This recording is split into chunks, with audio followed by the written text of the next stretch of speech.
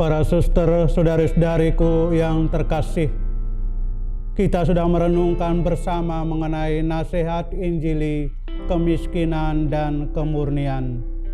Pada kesempatan ini kita akan melanjutkan lagi satu nasihat Injili, yaitu mengenai ketaatan. Marilah kita awali dengan membaca bersama dari surat Rasul Paulus pada umat di Filipi, bab 2 ayat 1 sampai 11. Saya bacakan. Jadi karena dalam Kristus ada nasihat, ada penghiburan kasih, ada persekutuan roh, ada kasih mesra dan belas kasihan. Karena itu sempurnakanlah sukacitaku dengan ini. Hendaklah kamu sehati sepikir dalam satu kasih, satu jiwa, satu tujuan, dengan tidak mencari kepentingan sendiri atau pujian yang sia-sia. Sebaliknya, hendaklah dengan rendah hati, yang seorang menganggap yang lain lebih utama daripada dirinya sendiri. Dan janganlah tiap-tiap orang hanya memperhatikan kepentingannya sendiri, tetapi kepentingan orang lain juga. Hendaklah kamu dalam hidupmu bersama menaruh pikiran dan perasaan yang terdapat juga dalam Kristus Yesus, yang walaupun dalam rupa Allah tidak menganggap kesetaraan dengan Allah itu sebagai milik yang harus dipertahankan, melainkan telah mengosongkan dirinya sendiri dan mengambil rupa seorang hamba dan menjadi sama dengan manusia. Dan dalam keadaan sebagai manusia, ia telah merendahkan dirinya dan taat sampai mati, bahkan sampai mati di kayu salib. Itulah sebabnya Allah sangat meninggikan dia dan mengaruniakan kepadanya nama di atas segala nama, supaya dalam nama Yesus bertekuk lutut segala yang ada di langit dan yang ada di atas bumi dan yang ada di bawah bumi, dan segala lidah mengaku Yesus Kristus adalah Tuhan, bagi kemuliaan Allah Bapa. Demikianlah sabda Tuhan. Syukur kepada Allah. Para suster, saudari-saudariku yang terkasih, sebagai orang beriman kita dipanggil untuk menghayati semangat ketaatan dan ketaatan secara konkret di dalam kehidupan kita. Apalagi sebagai religius, kita menjadikan ketaatan itu sebagai salah satu kaul kebiaraan kita. Apa artinya kaul ketaatan dan bagaimana kita menghayati secara konkret? Marilah kita renungkan lebih lanjut mengenai ketaatan ini. Bagaimana Yesus menunjukkan kepada kita bagaimana seharusnya hidup dalam ketaatan, dan bagaimana Santo Yosef menjadi teladan kita, contoh ketaatan yang luar biasa. Ketaatan itu berakar dari kemauan dan kemampuan untuk mendengarkan. Ketaatan itu berakar dari kemauan dan kemampuan untuk mendengarkan. Orang yang tidak mau mendengarkan, dengan sendirinya juga orang tidak mau taat. Ia bersedia dan siap untuk melaksanakan apa yang ia dengarkan di dalam kehidupan. Konsili Vatikan Kedua dalam dektrin tentang pembaharuan dan penyesuaian hidup religius Perfecte Caritatis nomor 14 mengatakan beberapa aspek berkenaan dengan ketaatan. Dengan pengikraran kaul ketaatan, para religius mempersembahkan bakti kehendak mereka yang sepenuhnya bagaikan korban diri kepada Allah. Dengan pengikraran kaul ketaatan, para religius mempersembahkan bakti kehendak mereka yang sepenuhnya bagaikan korban diri kepada Allah. Dan sesungguhnya inilah yang telah ditunjukkan oleh Yesus dengan ketaatannya sampai mati, bahkan sampai mati di kayu salib. Dengan demikian mereka secara lebih tetap dan terjamin dipersatukan dengan kehendak Allah Sang Penyelamat. Para religius mau mengikuti Yesus Kristus, mau meneladan Dia yang datang melaksanakan kehendak Bapa. Bahkan bagi Yesus, makanannya adalah kehendak Bapa. Yohanes bab 4 ayat 34 dan bab 5 ayat 30, surat kepada orang Ibrani bab 10 ayat 7 dan Mazmur 39 ayat 9. Kita juga mau mengenakan seorang hamba, surat Rasul Paulus pada umat di Filipi bab 2 ayat 7, dan melalui sengsaranya kita juga mau belajar taat, surat kepada orang Ibrani bab 5 ayat 8. Secara konkret para religius atas dorongan Roh Kudus dan dalam iman yang mendalam mematuhi para pemimpin yang mewakili Allah. Ketaatan kepada pimpinan, dan mereka yang menjadi pemimpin melaksanakan apa yang menjadi kehendak Allah, dan mereka sungguh mewakili Allah. Hendaknya melalui para pemimpin, para religius dituntun untuk melayani sesama saudara dalam Kristus, seperti Kristus sendiri demi kepatuhannya terhadap Bapa telah melayani para saudaranya dan menyerahkan nyawanya sebagai tebusan bagi banyak orang. Matius bab 20 ayat 28, Yohanes bab 10 ayat 14 sampai 18. Dengan demikian ketaatan kita kepada Tuhan yang terwujud nyata dalam ketaatan kita kepada pemimpin, sebetulnya kita dituntun untuk melayani sesama, berkorban bagi mereka demi keselamatan mereka. Dengan cara itu pula mereka semakin erat terikat untuk melayani gereja dan berusaha mencapai tingkat pertumbuhan yang sesuai dengan kepenuhan Kristus. Surat Rasul Paulus pada umat di Efesus bab 4 ayat 13. Para religius dalam semangat iman dan cinta kasih terhadap kehendak Allah dengan rendah hati mematuhi para pemimpin mereka menurut kaidah, pedoman, serta konstitusi mereka. Para religius, para suster dalam semangat iman dan cinta kasih terhadap kehendak Allah dengan rendah hati mematuhi para pemimpin menurut kaidah, pedoman, serta konstitusi. Tentu dalam konstitusi para suster tentu diatur bagaimana menghayati dan melaksanakan ketaatan. Para religius mengerahkan daya kemampuan akal budi dan kehendak maupun bakat-bakat alamiah serta karunia-karunia rahmat dalam menjalankan perintah-perintah dan menyelesaikan tugas-tugas yang diserahkan kepada mereka. Mereka hendaknya menyadari bahwa mereka sedang berkarya demi pembangunan tubuh Kristus menurut rencana Allah. Dengan menjalankan ketaatan, dengan melaksanakan tugas-tugas yang dipercayakan, sesungguhnya kita ambil bagian dalam pembangunan tubuh Kristus menurut rencana Allah. Dengan demikian ketaatan yang sungguh sangat berharga menunjukkan kepada kita bagaimana harga diri kita ambil bagian dalam pembangunan tubuh Kristus. Dengan demikian ketaatan religius sama sekali tidak mengurangi martabat pribadi manusia.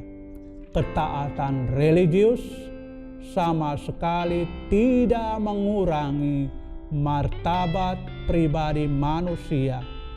melainkan justru sebaliknya, membawa manusia kepada kematangan, kepada kedewasaan hidup, karena dikembangkannya kebebasan anak-anak Allah, putra-putri Allah sendiri. Paus Yohanes Paulus II dalam anjuran apostoliknya mengenai hidup bakti vita consecrata menegaskan tantangan ketaatan di zaman sekarang dan bagaimana seharusnya kita menanggapi tantangan itu, bagaimana hidup dalam ketaatan.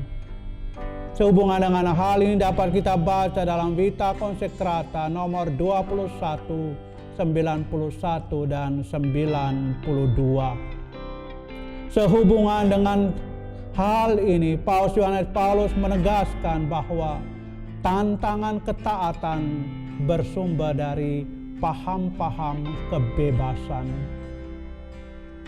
Mengapa demikian? Karena kebebasan bagi manusia zaman ini menceraikan nilai manusiawi yang mendasar itu dari hubungannya yang hakiki dengan kebenaran dan norma-norma moral.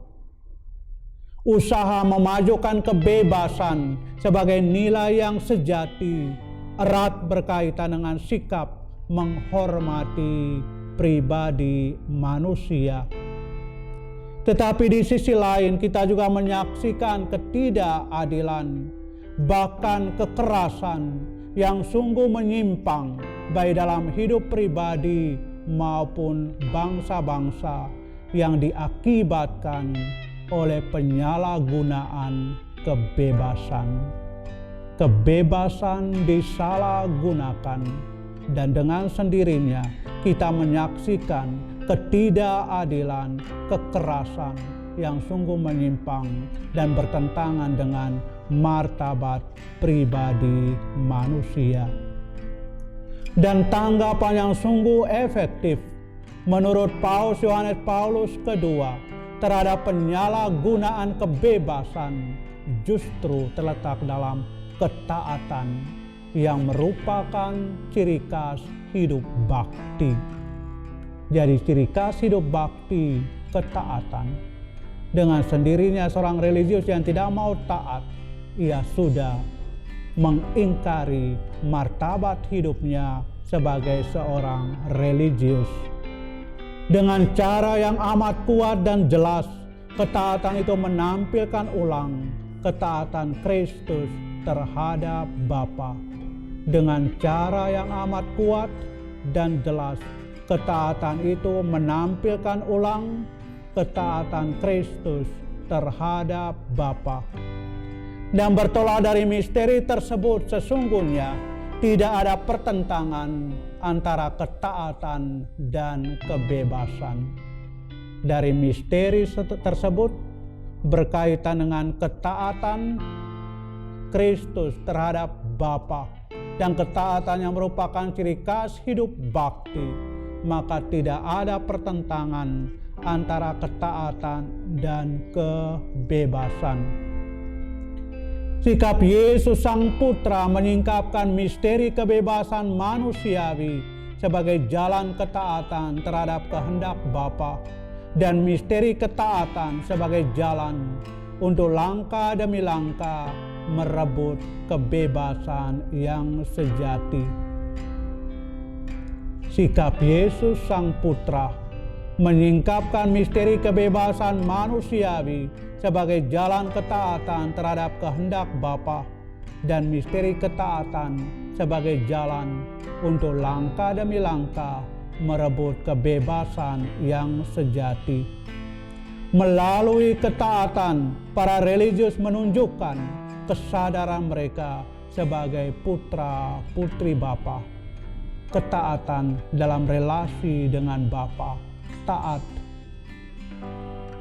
sebagaimana halnya Yesus taat kepada kehendak Bapanya.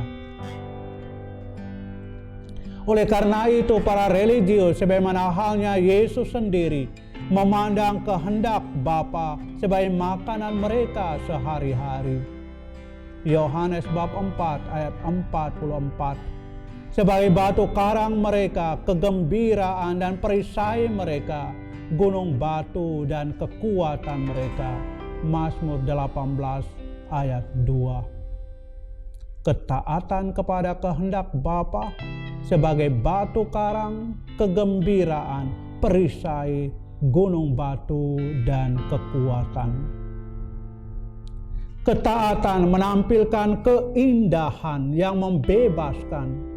Ketergantungan bukan budak, melainkan sebagai anak-anak Allah yang mencirikan kesadaran bertanggung jawab yang mendalam dan dijiwai kepercayaan timbal balik, dan dalam kurun sejarah mencerminkan keselarasan penuh kasih antara ketiga pribadi ilahi, Bapa, Putra, dan Roh Kudus. Ketaatan menampilkan keindahan yang membebaskan.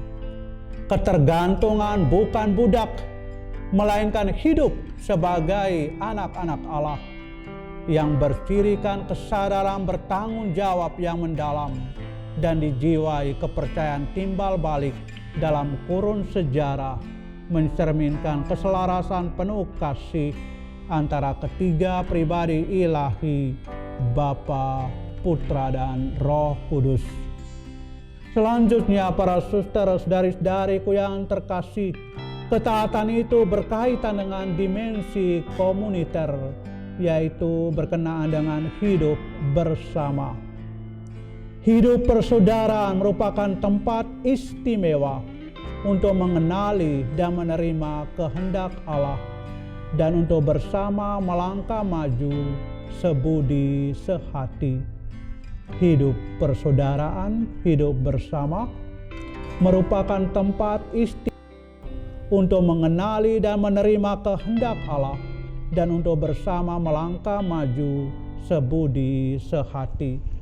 Ketaatan yang dijiwai oleh cinta kasih menyatukan anggota tarekat dalam kesaksian yang sama dan misi yang sama, seraya tetap dihargai keragaman karunia dan berbagi corak kepribadian. Ketaatan yang dijiwai cinta kasih sekali lagi menyatukan anggota tarekat dalam kesaksian yang sama dan misi yang sama, seraya tetap dihargai keragaman kurnia dan berbagai corak kepribadian. Dalam hidup berkomunitas yang diilhami oleh Roh Kudus, setiap anggota ikut serta dalam dialog yang subur dengan para anggota lainnya untuk menemukan kehendak Bapa. Jadi kita bersama-sama dalam komunitas, bersama mencari kehendak Allah. Dan kalau sudah menemukan kehendak Allah dalam pencarian bersama, ketaatan bersama sungguh dibutuhkan. Sekaligus mereka bersama mengenali dalam diri pemimpin ungkapan kebapaan Allah dan pelaksanaan kewenangan yang diterima dari Allah yang melayani penegasan rohani dan persekutuan.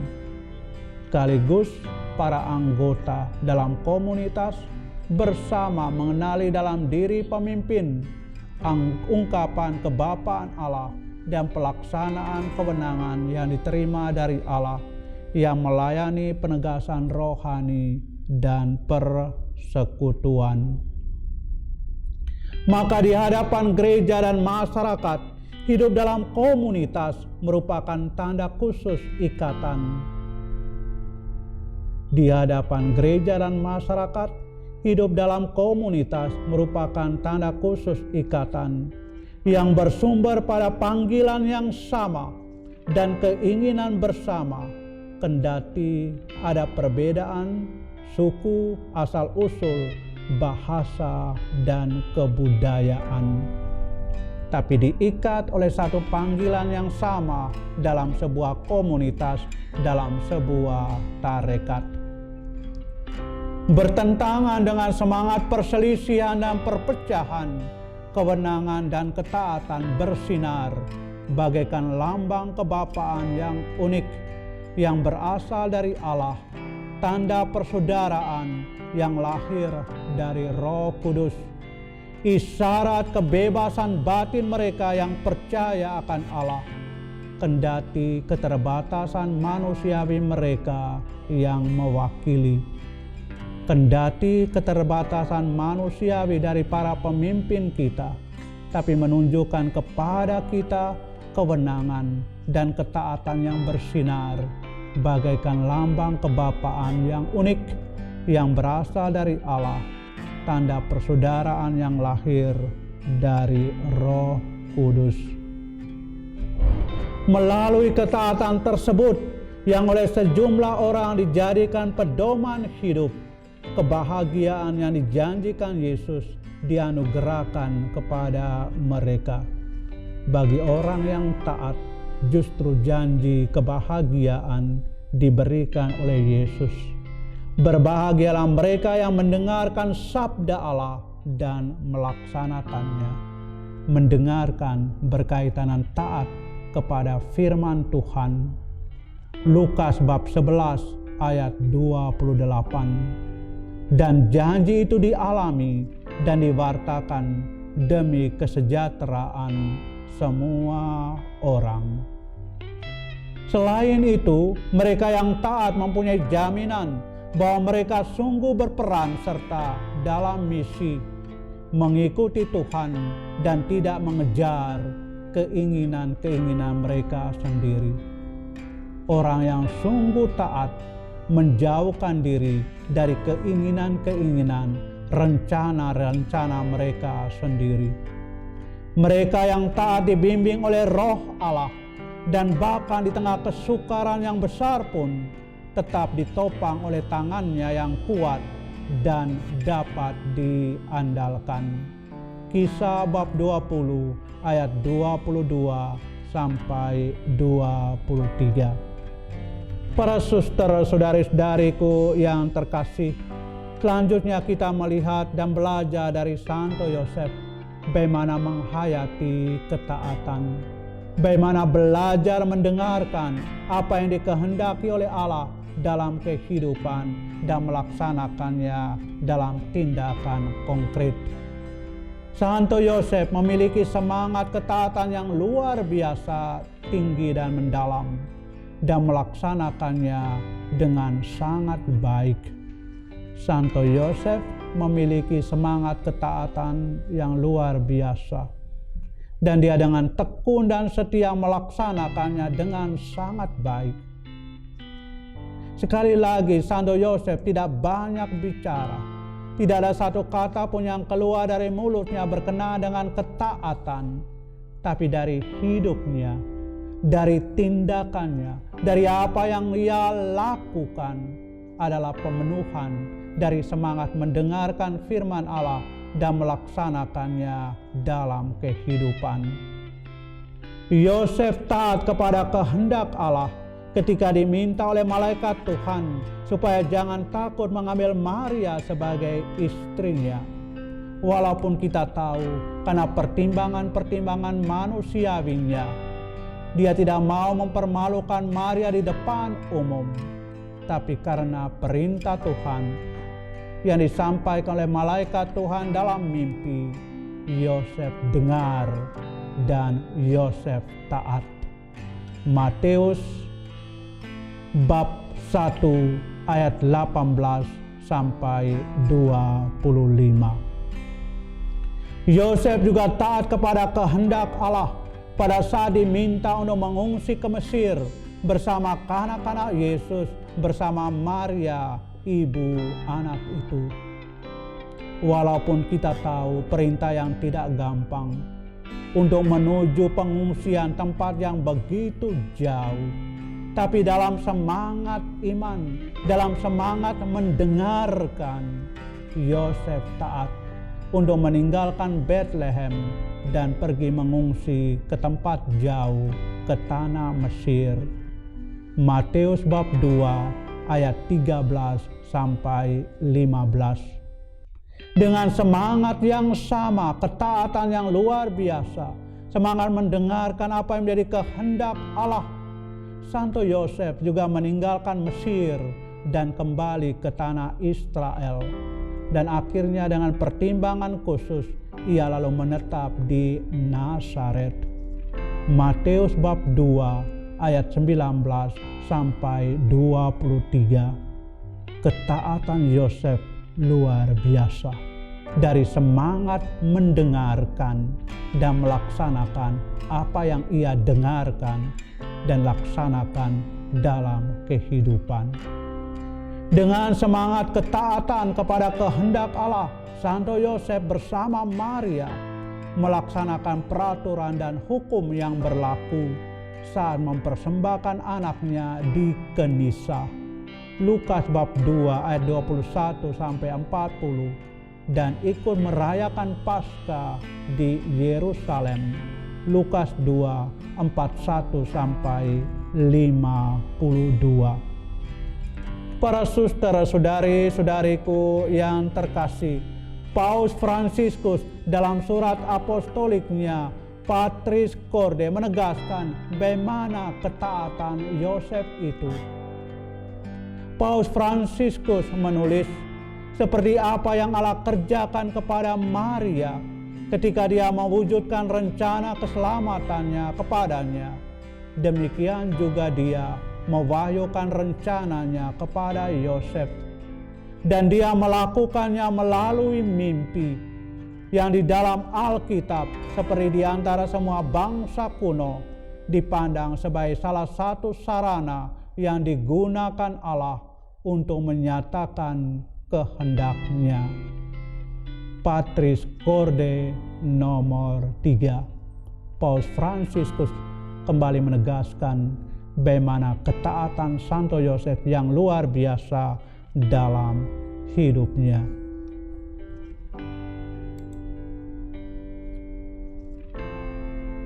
Paus Fransiskus juga melanjutkan, dalam mimpi pertama malaikat membantunya memecahkan dilema beratnya.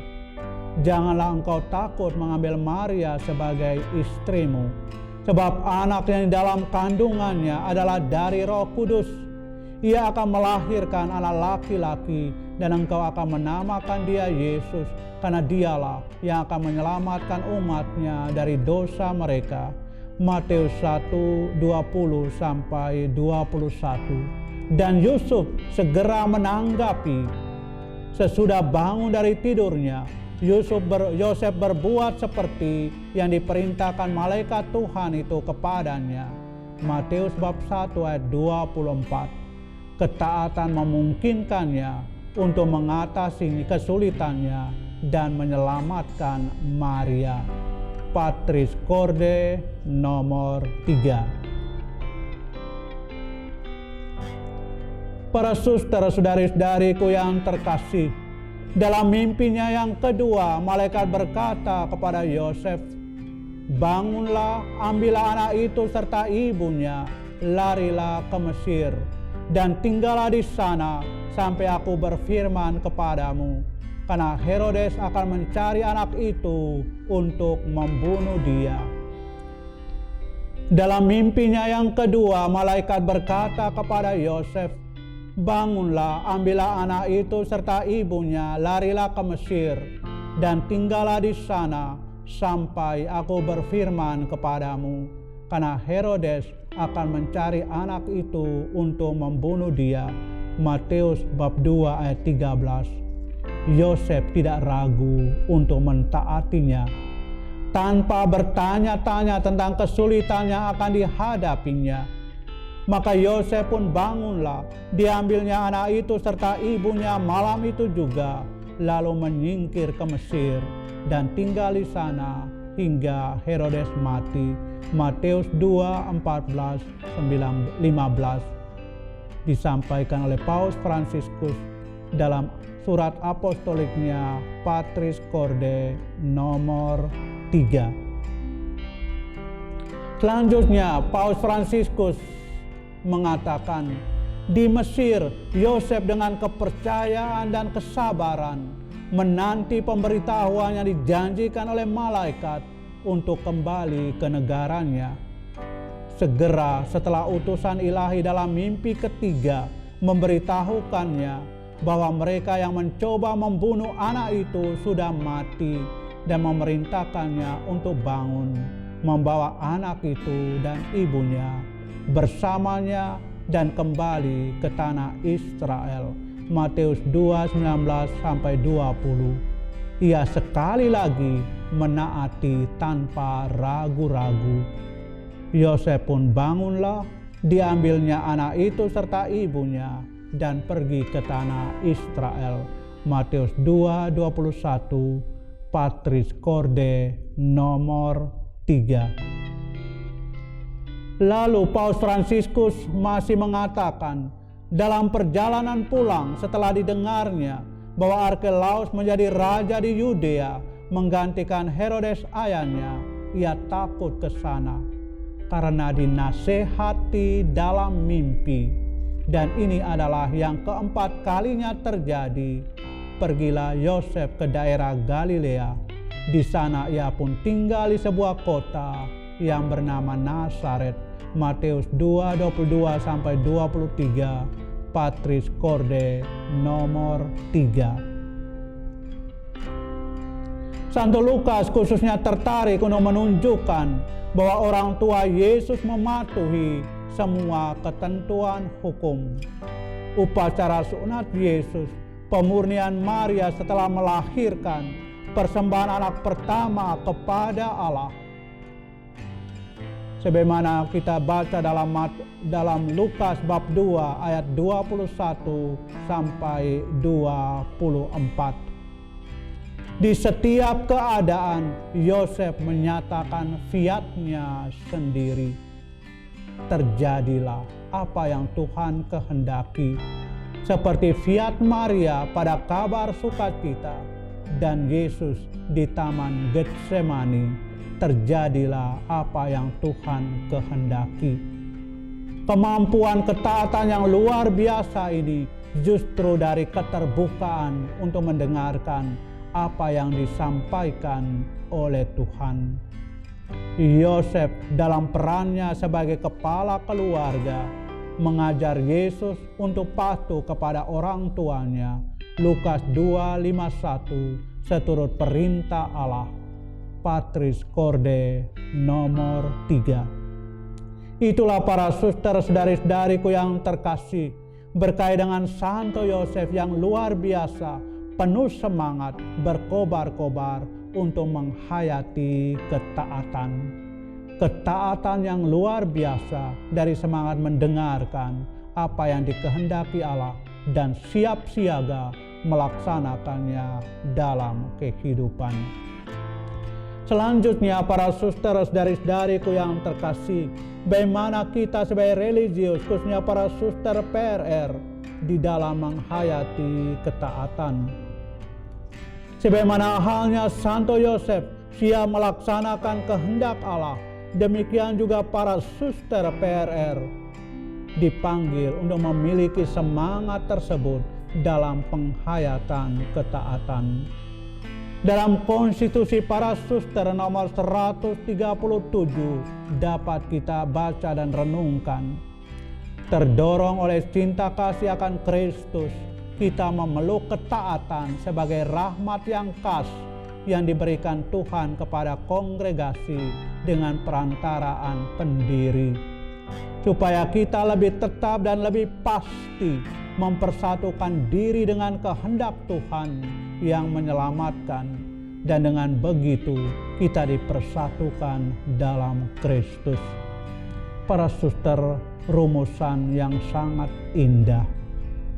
Terdorong oleh cinta kasih akan Kristus, kita memeluk ketaatan sebagai rahmat yang khas yang diberikan Tuhan kepada kongregasi dengan perantaraan pendiri, supaya kita lebih tetap dan lebih pasti mempersatukan diri dengan kehendak Tuhan yang menyelamatkan, dan dengan begitu kita dipersatukan dalam Kristus.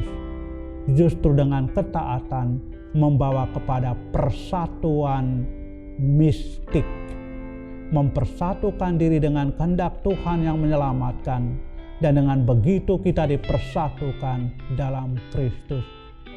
Rumusan yang indah, tapi rumusan yang indah ini akan jauh lebih indah dan menarik ketika dipraktekkan, dihayati dalam kehidupan. Lalu konstitusi nomor 141,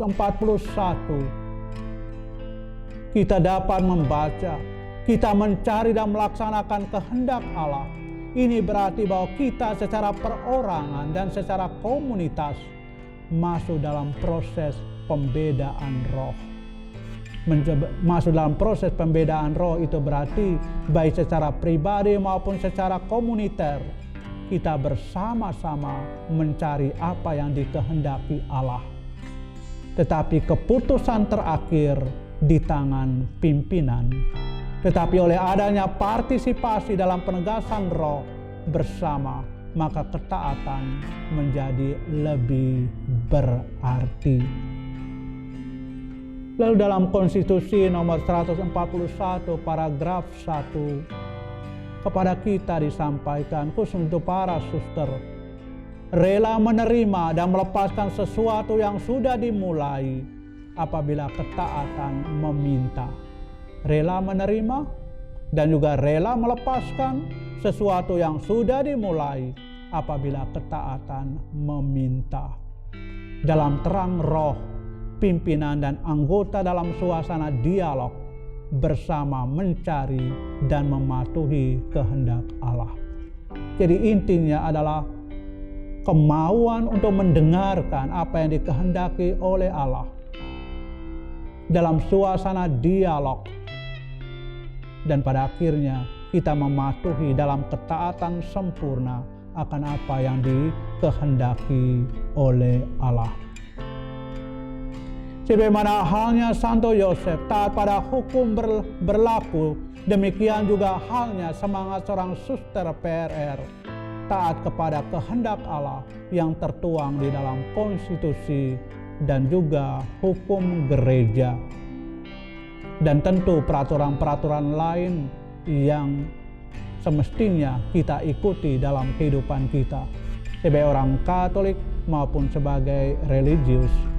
Dalam konstitusi nomor 139 para suster diminta semua anggota harus taat kepada kehendak Allah bagi kongregasi yang tertuang dalam konstitusi dan pimpinan yang bertindak atas dasar konstitusi, hukum gereja, dan peraturan-peraturan yang berlaku secara sah. Para suster saudari-saudariku yang terkasih, berkenaan dengan ketaatan sekali lagi adalah panggilan yang sangat indah, bahkan menjadi sebuah rahmat istimewa yang dianugerahkan kepada kita. Ketaatan juga berakar pada kemauan dan kemampuan untuk mendengarkan dan kesiagaan untuk melaksanakan apa yang dikehendaki oleh Allah, yang juga terwujud nyata ketaatan kita kepada pimpinan dan juga kepada pedoman konstitusi dan hukum yang berlaku. Sehubungan dengan hal ini, kita tidak hanya omong atau bicara tentang ketaatan, tetapi semestinya hidup dalam ketaatan itu sendiri. Dan semuanya itu terungkap dalam cara kehidupan kita. Santo Yosef telah menjadi teladan kita bagaimana ketaatan itu kita wujudkan dalam kehidupan. Dan teristimewa Yesus sendiri adalah juga contoh ketaatan yang istimewa. Kita juga belajar menjadi taat untuk menyerupai Yesus di dalam kehidupan kita. Sekian dan terima kasih. Tuhan memberkati. Bunda Maria dan Santo Yosef mendoakan kita semua. Amin.